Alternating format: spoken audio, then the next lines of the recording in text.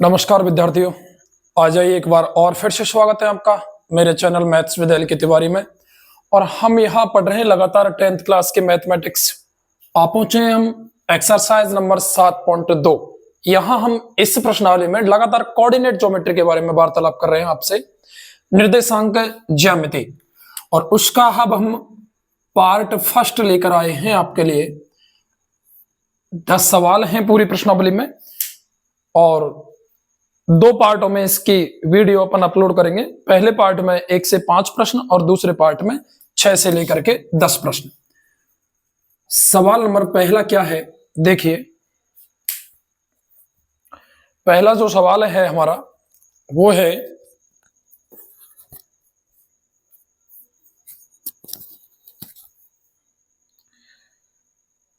कि उस बिंदु के निर्देशांक ज्ञात करो जो बिंदुओं -1,7 और 4,-3 को मिलाने वाले रेखाखंड को 2:3 के अनुपात में विभाजित करता है।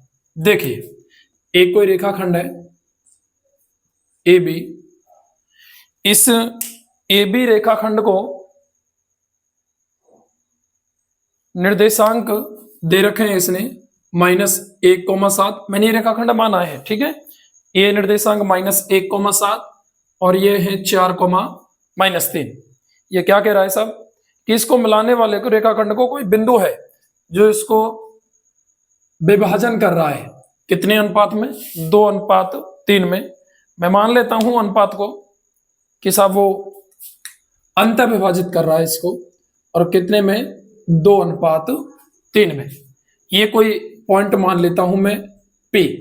क्या मान लेता हूं साहब? P। और इसके निर्देशांक हो जाएंगे x निर्देशांक x और y निर्देशांक y।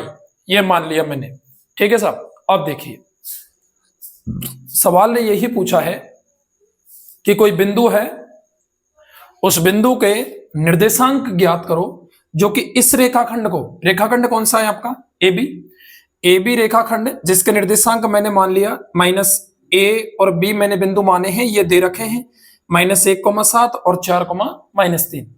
इसको ये रेखाखंड, इस रेखाखंड को ये बिंदु P 2:3 के अनुपात में क्या कर रहा है साहब? अंत विभाजित कर रहा है। तो मैं यहां लिख दू, माना कि बिंदु P जिसके निर्देशांक क्या है? x, y, रेखाखंड AB को 2:3 के अनुपात में अंत विभाजित करता है, ठीक साहब। अब इसको 2:3 के अनुपात में यदि अंत विभाजित कर रहा है तो फिर अंत विभाजन करने वाले बिंदु का निर्देशांक, अंत विभाजन करने वाले बिंदु के निर्देशांक, तो x का तो क्या होता है? m1x2 plus m2x1 upon m1 plus m2। ये फॉर्मूला मैंने लिखा हुआ है। और y का होता है साहब m1y2 plus m2y1 upon m1 plus m2। अब आ जाइए, x बराबर m1 और m2 ये है साहब अनुपात। तो ये अनुपात क्या दिया हुआ है? m1 तो 2 और m2 कितना है? 3। x1 y1 ये हो गए और ये हो गए आपके x2 y2, ठीक है साहब। तो x बराबर m1 की वैल्यू 2, x2 की वैल्यू 4 प्लस m2 की वैल्यू 3 और m1 की वैल्यू, सॉरी x1 की value -1 upon m1 plus m2 यानी 2 + 3। x बराबर 4 दूनी 8 -3 एकम 3 अपॉन 5। 8 में से 3 गए तो 5/5 और 5 से 5 कितनी बार साहब? 1 बार। x की वैल्यू कितनी आ गई? 1 आ गई। अब आ जाओ साहब, y बराबर m1 की वैल्यू वही 2, y2 की वैल्यू कितनी है साहब? -3 प्लस m2 की वैल्यू कितनी है साहब 3 और y1 की value 7 upon m1 plus m2 यानी 2 प्लस 3, तो y बराबर 3 दूनी 6, माइनस के होंगे क्योंकि माइनस साइन है, प्लस 7 के 21 अपॉन 3 और 2 5, तो y बराबर ये बचेगा साहब 21 में से 6 जाएंगे तो 15 और 15/5 का मतलब 3, तो बिंदु P के निर्देशांक कितने हो जाएंगे साहब P x की वैल्यू 1 और y की वैल्यू 3। इसी बिंदु P के निर्देशांक पूछे थे इसने कि साहब उस बिंदु के निर्देशांक ज्ञात करो बिंदु P के जो कि रेखाखंड AB को 2:3 के अनुपात में क्या करता है अंतर विभाजित। अब अंतर विभाजित करता है, मैंने ये रेखाखंड माना था AB, ये बिंदु P मान लिया, इसके निर्देशांक x, y मान लिए और अंतर विभाजित करता है, इसलिए मैंने अंतर विभाजन का क्या लगा दिया फॉर्मूला, और अंतर विभाजन का फॉर्मूला लगा के और मैंने कंप्लीट x और y के क्या निकाल लिए मान, और ये हो गया अपने बिंदु P के निर्देशांक। आगे देखिए दूसरा सवाल।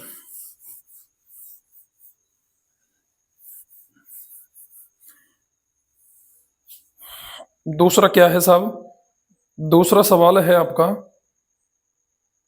बिंदुओं 4,-1 और -2,3 कोई रेखाखंड है साहब, वही मैंने मान लिया फिर AB, ठीक है। सवाल नंबर है दूसरा, कौन कौन से हैं साहब, बिंदुओं 4,-1 और जो B है वो है साहब -2,-3। इसको समत्रिभाजित करने वाले बिंदुओं के निर्देशांक ज्ञात कीजिए, यानी कि समान 3 भाग क्या करेंगे साहब इसके समान 3 भाग। तो मेरी बात सुनिए, अपन एक बिंदु यहां पर स्थित कर लें और एक बिंदु यहां पर कर लें। देखो ये समान 3 भाग है, एक हिस्सा ये हो गया, एक हिस्सा ये हो गया और एक हिस्सा ये हो गया। ध्यान दीजिए मेरी बातों को, यहां मैं कोई बिंदु C मान लूं और यहां क्या मान लूं D। अब यदि ये तीनों के तीनों समान भाग है, जैसे ये 1 है, ये भी 1 है और ये भी कितना है 1, तो ध्यान दीजिए साहब ये तीनों 3 सेंटीमीटर के हो गए, मान के चलो मैं 1-1 सेंटीमीटर के टुकड़ा मान लूं इनको, तो ये पूरे 3 सेंटीमीटर। अब ये 3 सेंटीमीटर के हुए ना, तो एक एक का भाग ये है। अब जैसे मान के चलो मैं C की बात करूं तो एक भाग इधर और इधर कितने भाग हैं 2, तो ये हो जाएगा 1:2। अगर मैं बात करूं D की तो 1 और 1 2 भाग इधर और 1 भाग इधर, तो ये हो जाएगा 2:1। यानी कि क्या हुआ, ध्यान दीजिए मैं क्या कहना चाह रहा हूं। अगर मैं बिंदु C की बात करूं कि इस रेखाखंड को किस विभाजन कर रहा है, तो इधर तो 1 और इधर 2, तो ये हो गया 1:2।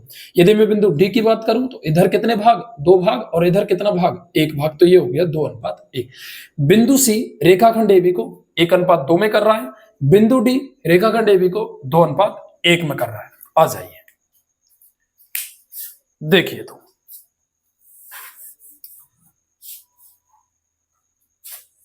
बराबर बराबर यदि आप मानोगे तो 1-1 नहीं, आप 10-10 मान लो, भले अनुपात तो वही आना है। तो यहां पर अगर मैं बात करूं इसकी, तो ये 1 अनुपात कितना 2। अगर मैं इसकी बात करूं तो ये साहब कितना 2 अनुपात कितना साहब 1, ये 1:2 और ये कितना 2:1 में। तो अब इन दोनों बिंदुओं के निर्देशांक ज्ञात करने हैं, तो इनके निर्देशांक अपन क्या करेंगे साहब मान लेंगे।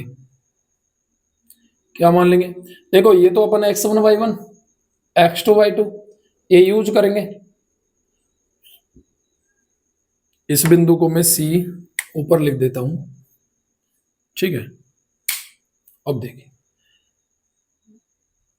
इसको अपन मान लेते हैं x3, y3 और इसको x4, y4, ये मान लिए, ठीक है। और मान लिए तो फिर आ जाइए, माना कि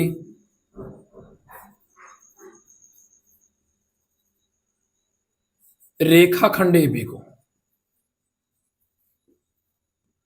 रेखाखंड AB को बिंदु C x3, y3 और D x4, y4 क्रम से 1:2 और 2:1 के अनुपात में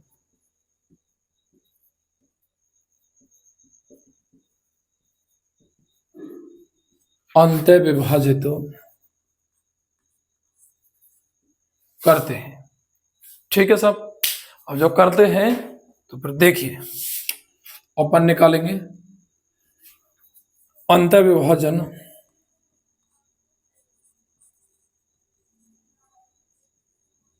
करने वाले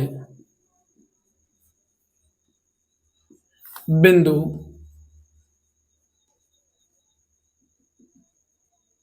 से के निर्देशांक।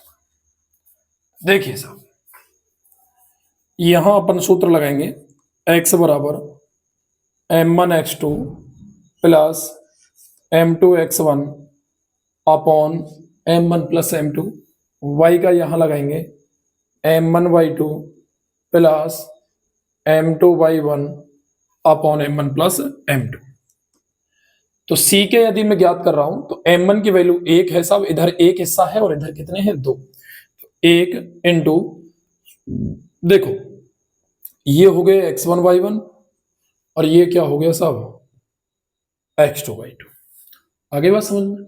अब देखिए अपन यहां पर m1 की जगह 1 और x2 जो है वो होगा साहब -2 प्लस m2 की जगह कितना है साहब 2, इधर 2 हिस्सा है, ये तुम्हारा यहां पर m1 का मान और ये तुम्हारा m2 का मान इंटू x1 की वैल्यू कितनी है साहब 4 upon m1 plus m2 1 plus 2। तो x की जो वैल्यू है वो हो जाएगी साहब -2 प्लस के 4 दूनी 8 अपॉन 3। तो ये 6/3 कितनी बार कटेगा 2 बार। तो x की वैल्यू आ गई साहब 2। कितनी आ गई 2। ऐसे ही y का मान निकालेंगे तो यहां पर c में देखो यहां x की जगह अपन क्या लिखेंगे x3।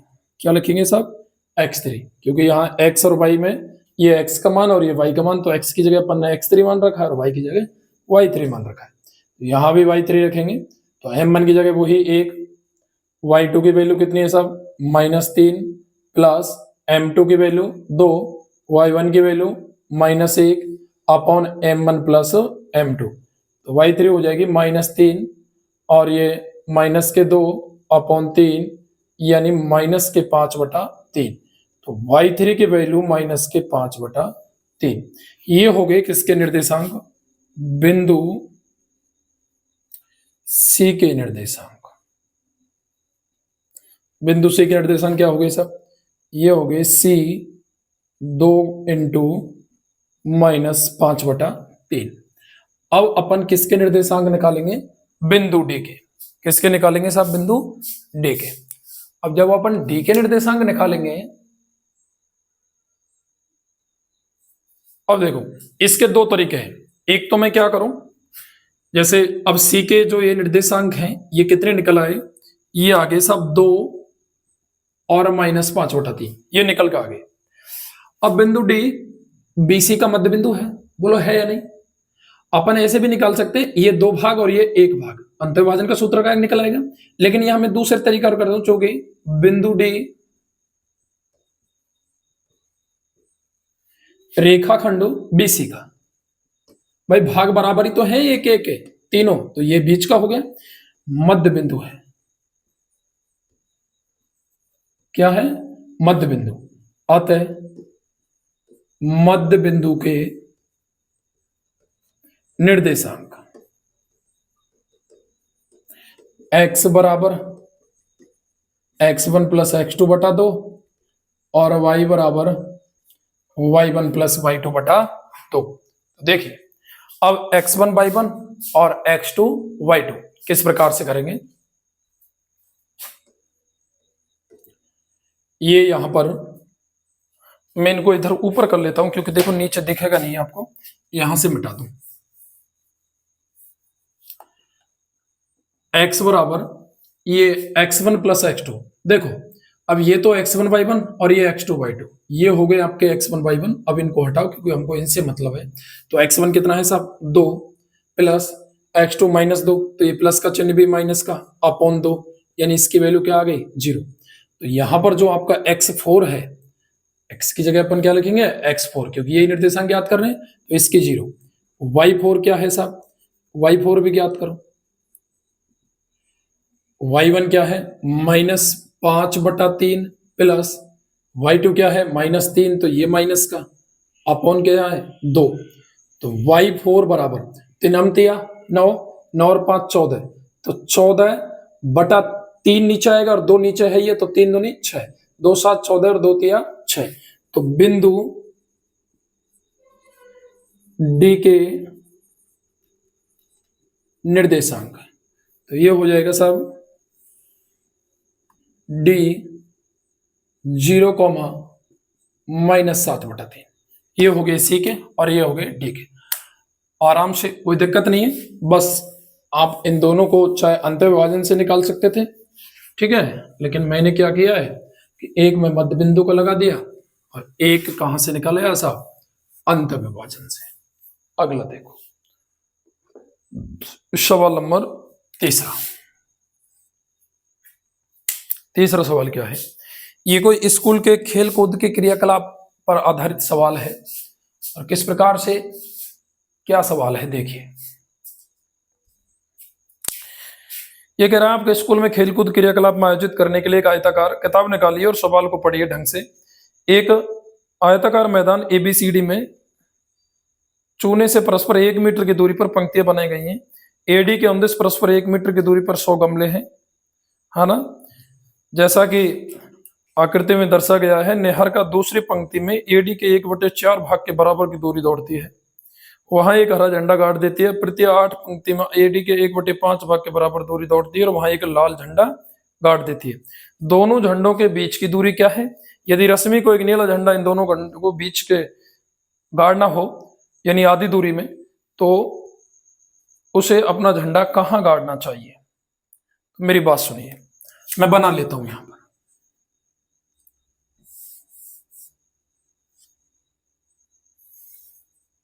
ये तो साफ y अक्ष है और ये क्या है x अक्ष।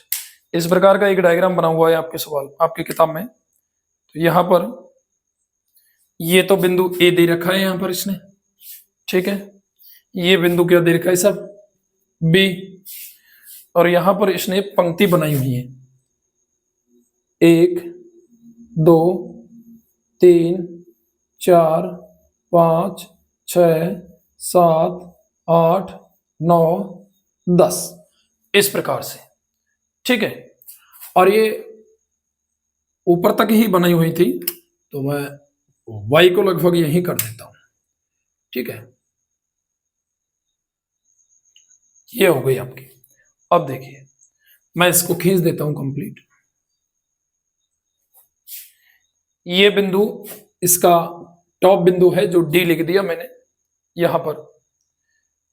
इधर से ये गमले रखे हुए हैं, ठीक है साहब। ये नंबर 1 है, ये 2 है, 1 2 3 4 5 6 7 8 9 और ये कितना है 10। अब नेहर का यहां दूसरी पंक्ति में है, एक बार तो, और एक बार है साहब 8वीं पंक्ति में। एक बार तो नेहर का यह है और एक बार नेहर का यह है। क्या कह रही है, अब मैं ये जो AB है ये तो x अक्ष है आपको पता है, और जो AD है वो कितना है, वो क्या है सब y अक्ष। तो अब ये क्या कह रहा है, पहली स्थिति में ये गमले हैं साहब, ये तो 100 है टोटल, ये गमले रखे हुए हैं y अक्ष पर। तो जो हरे झंडे की स्थिति है ना, वो क्या है कि वह AD के 1/4 भाग बराबर, कितना AD के 1/4 भाग के बराबर, यानी कि हमको निकालनी है साहब हरे झंडे की स्थिति। ये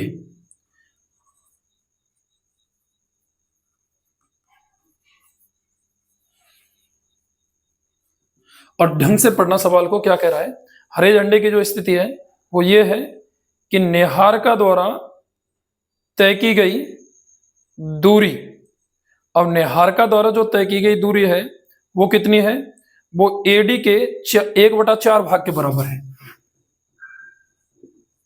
एडी के 1/4 भाग। तो एडी जो है कंप्लीट, ये सब 1-1 मीटर की दूरी पर 100 गमले रखे हुए हैं, तो इसकी हो गई 100 मीटर की दूरी। कितनी हो गई? 100 मीटर। अब 100 का अपन 1/4 निकालेंगे तो ये आ जाएगा 25, यानी 25 मीटर। हरे झंडे की स्थिति वाई के सापेक्ष में कितनी है? 25। ये हरा झंडा है, ठीक है, और दूसरा कैसा है, कलर क्या है? नीला। तो मैं नीले रंग से ही बना देता हूं उसको। ये झंडा साहब नीला है, ठीक है, और ये हरा है तो मैंने हरे उससे बना दिया, और नीला है तो नीले से।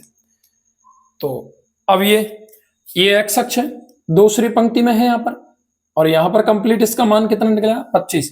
तो हरे झंडे के निर्देशांक,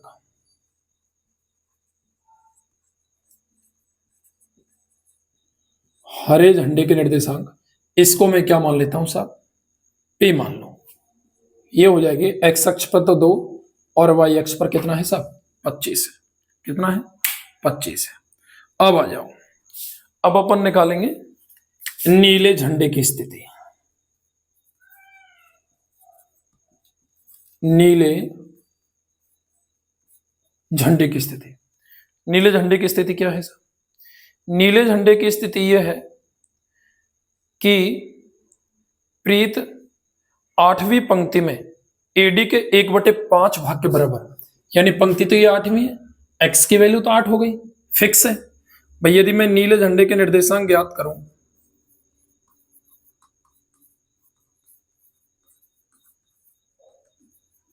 नीले झंडे के निर्देशांक, इसको मैं क्या मान लूं? पी क्यू मान लूं, आर मान लूं। आर मान लिया मैंने, क्यू तो बन ही रहा है वहां पर। तो ये 8 हो गया। एक्स अक्ष की वैल्यू तो कितनी होगी साहब? 8। और वाई अक्ष क्या कर रहा है कि ये जो है ना, ये एडी के 1/5 भाग के बराबर, यानी एडी का 1/5 भाग। तो एडी कितना है साहब? 100, और 100 का 1/5 कितना? 20। तो ये हो गया साहब 20 मीटर। तो ये हो जाएगा 8 × 20। तो यहां पर जो निर्देशांक है वो इसके तो हो जाएंगे साहब 8,20, और इसके जो निर्देशांक हैं वो हो जाएंगे साहब 2,25। आ गई बात समझ में? अब ये क्या कह रहा है आगे कि इन दोनों झंडों के बीच की दूरी, ये जो दोनों झंडे गड़े हुए हैं इनके बीच की दूरी पूछिए साहब। दोनों झंडों के बीच की दूरी,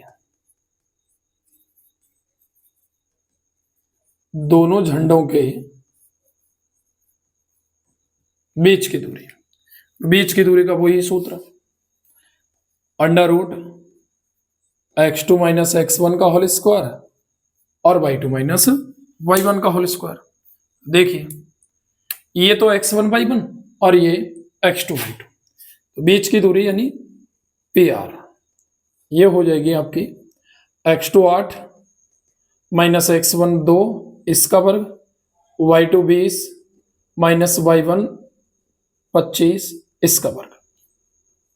तो ये हो जाएगी आपकी 8 में से 2 6 का वर्ग 36, 20 में से 5 5 का वर्ग 25, तो √6 5 11 3 2 5 61। ये हो गई सब दोनों झंडों के बीच की दूरी √61 मीटर। आगे क्या पूछा है अभी? ये पूछ रहा है साहब कि नीले झंडे की स्थिति, और नीला झंडा कहां काट रहा है? इन दोनों झंडों के बिल्कुल मध्य में, यहां। इसको बिंदु S ले दूं और इसके निर्देशांक मान लेता हूं मैं x, y। नीले झंडे की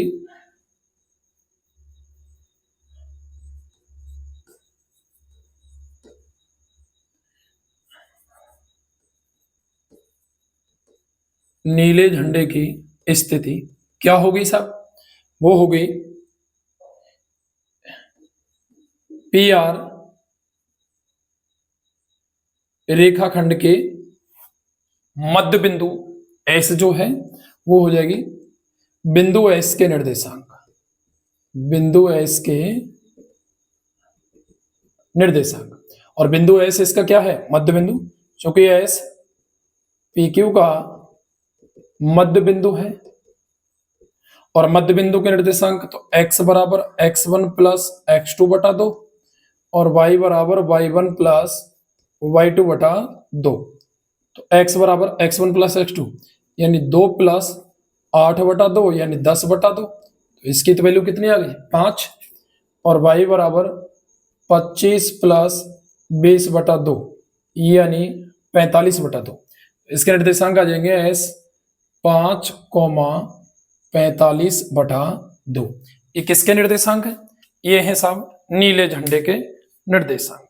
आगे बात समझ में, ये हो साहब आपका सवाल नंबर 3। अब देखिए अगला सवाल क्या है साहब, चौथा सवाल है आपका,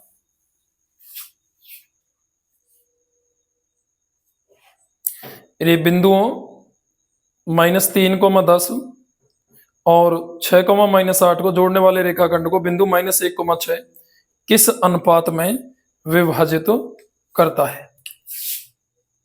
ये देखिए, ये कोई दो बिंदु दे रखे और दो बिंदु दे करके और ये पूछ रहा है आपसे कि साहब एक तो है -3,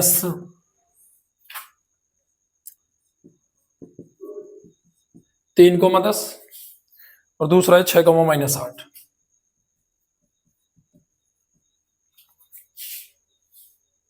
जोड़ने वाले रेखाखंड को बिंदु -1,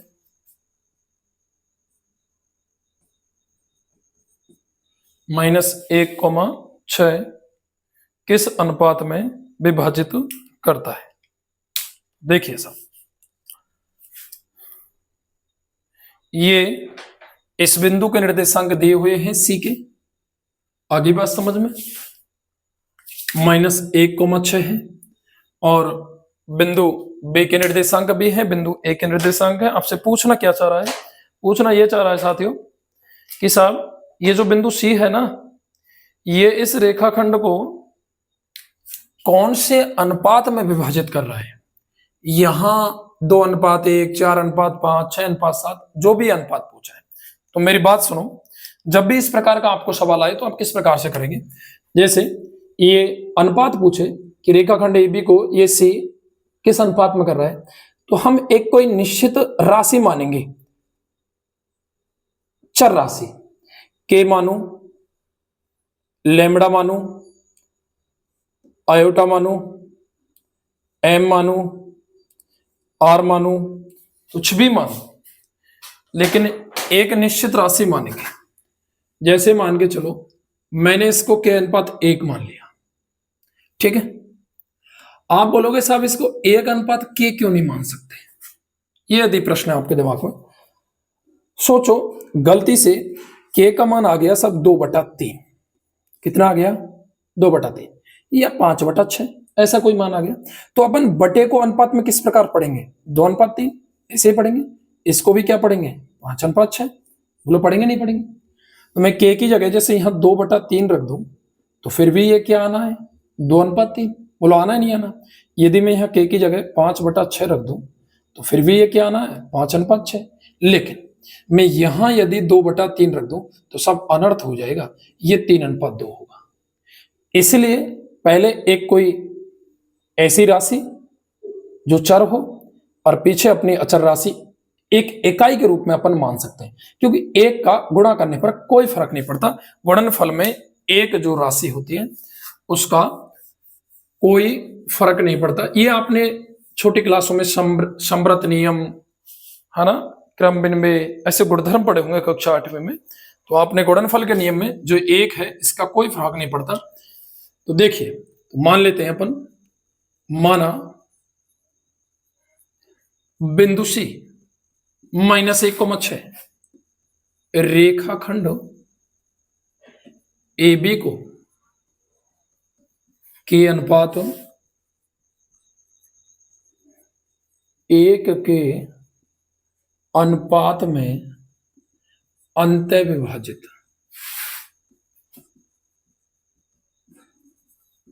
अंत विभाजित करता है। अंत विभाजन करने वाले बिंदु के निर्देशांक, अंत विभाजन करने वाले बिंदु के निर्देशांक x बराबर m1x2 plus m2x1 upon m1 plus m2, y बराबर m1/2 plus m2/1 upon m1 plus m2। ठीक है साहब। अपन देखो ये के अनुपात 1 दे रखा है, इसने क्या दे रखा है, के अनुपात 1। तो x की जगह कितना रखेंगे, -1 बराबर m1 क्या माना है साहब, के, ये हो गए आपके x1/1, ये x2/2 और ये साहब x, y। तो देखिए साहब ये के x2 की वैल्यू कितनी है 6 प्लस m2 की वैल्यू 1 और x1 की value -3 upon m1 plus m2 के प्लस 1। इसके नीचे क्या मान लेंगे साहब, 1 और गुणा कर देंगे, -1 गुणा करेंगे -1 बराबर 6 के -3। इसका अपन क्या कर देंगे, पक्षांतरण। तो ये हो जाएगा 6 के बराबर -3 और ये -1 इधर आएगा तो ये प्लस। तो 6 के में से के गए तो ये बचे सब 5 के, और -3 प्लस 1 तो ये बचेगा -2। के की जो वैल्यू है साहब वो आ गई -2/5। कितनी आ गई साहब के की वैल्यू, -2/5। यार ये क्या,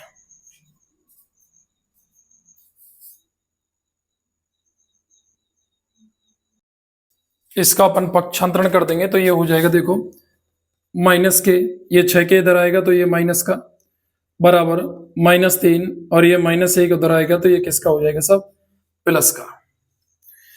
तो ये माइनस के और -6 के -7 के बराबर, ये बचेंगे -2, माइनस से माइनस कैंसिल और के की वैल्यू आ गई सब 2/7। ये 2/7 का मतलब है कि बिंदु सी रेखाखंड AB को 2/7 यानी 2:7, 2/7 इसकी जगह रखेंगे, 2:7 के अनुपात में अंत विभाजित करता है। क्या करता है साहब, अंत विभाजित करता है। यदि बाय द वे ये वैल्यू ऋणात्मक आ जाती तो फिर ये अंत नहीं, कैसा विभाजन होता, बाह्य विभाजन। ठीक है साहब। अगला देखिए सवाल नंबर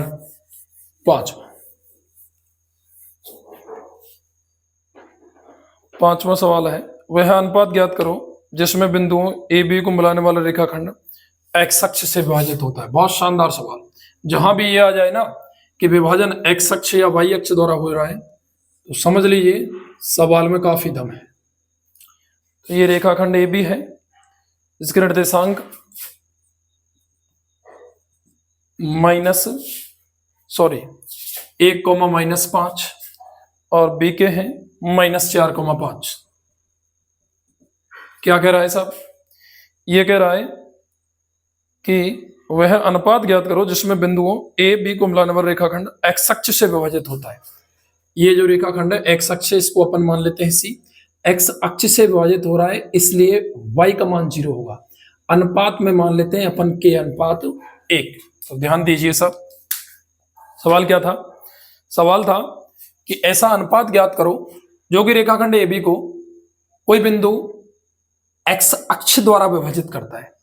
तो x अक्ष द्वारा विभाजित करता है तो सीधी सी बात है y का मान 0 होगा, और यदि y अक्ष द्वारा विभाजित करता है तो x का मान 0 होता है।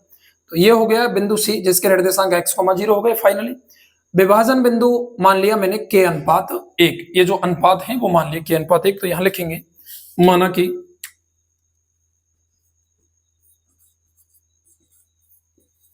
माना कि बिंदु C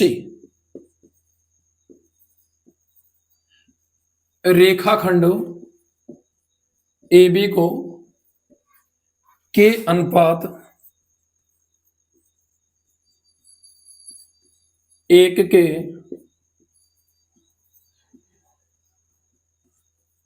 अनुपात में अंत विभाजित करता है। ठीक है, तो अंत विभाजन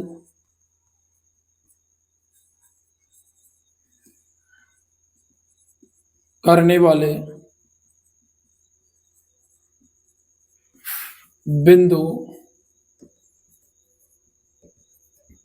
C के निर्देशांक, तो x बराबर m1 x2 plus m2 x1 अपन m1 प्लस m2, y बराबर m1 y2 plus m2 y1 upon m1 plus m2। देखिए सर, आप ध्यान देना, यदि y का मान 0 है तो अपन y वाले फॉर्मूले को यूज करेंगे, और यदि x का मान 0 है तो अपन x वाले फॉर्मूले को यूज करेंगे। तो मान 0 किसका है? y का। मैं इसी को कराऊंगा, ये x1 y1, ये x2 y2, और ये हो गए साहब m1 m2, और ये x और ये y। तो y की जगह अपन क्या रखेंगे? 0, क्योंकि डायरेक्ट एक वैल्यू 0 हो जाती है, इसको यूज नहीं करेंगे। भले मेरे लेके तो कर लो आप, लेकिन इसका कोई मतलब नहीं है, यहीं से अपना मान निकल आता है। और अपने को ये अनुपात ही तो चाहिए, k का मान ही तो निकालना है हमको। तो k का मान कोशिश करना, यदि x वाला 0 है तो आप इस सूत्र को यूज कर लो, है तो दोनों x और y निर्देशांक, x निर्देशांक वाले को यूज कर लो। यदि y का मान 0 है तो y निर्देशांक वाले को लो। m1 की वैल्यू k, y2 है सब 5, m2 की वैल्यू 1 और y1 है सब -5 upon m1 plus m2 k plus 1।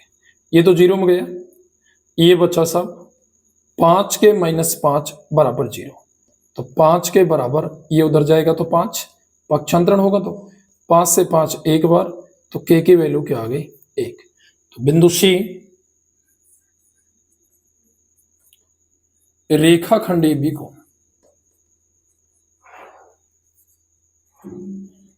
एक अनुपात 1 के अनुपात में अंत विभाजित करता है। क्या करता है साहब? अंत विभाजित करता है। ये हुए आपके किसके निर्देशांक?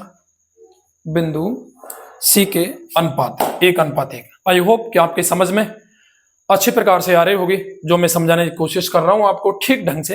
यदि एक बार के समझ में नहीं आया तो आप वीडियो को बैक करके नहीं दोबारा समझ लो। बहुत अच्छा प्लेटफॉर्म है, पूरी मैथमेटिक्स को लेकर चल रहा हूं। 7 प्रश्नावली भी खत्म हो जाएगी, तो 1 2 3 4 5 14 13 और 7 यानी 8 एक्सरसाइज खत्म हो जाएंगी। लगभग आपका 55 से 60% कोर्स कंप्लीट हो जाएगा।